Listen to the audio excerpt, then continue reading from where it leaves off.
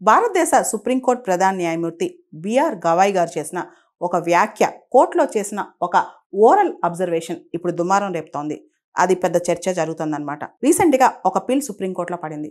దాని ప్రకారం ఖజురహో టెంపుల్ కాంప్లెక్స్లో జవారీ అనే ఒక విష్ణుమూర్తి దేవాలయం ఉంది. ఆ జవారీ టెంపుల్లో ఉన్న విష్ణుమూర్తి విగ్రహం డ్యామేజ్ అయి ఉంది. దాంతో ఆ విగ్రహాన్ని రీప్లేస్ అయినా చేయండి లేదా కొత్త విగ్రహాన్ని ప్రతిష్ఠించండి అని చెప్పి సుప్రీంకోర్టులో పిలువేశారు.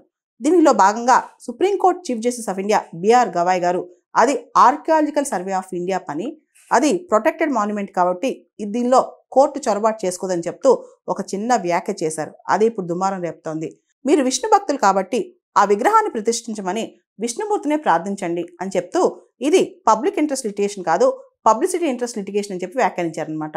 సో విష్ణుదేవుడి గురించి ఆ విధంగా మీరు వ్యాఖ్యానిస్తారని చెప్పి సోషల్ మీడియాలో పెద్ద చర్చ జరుగుతుంది.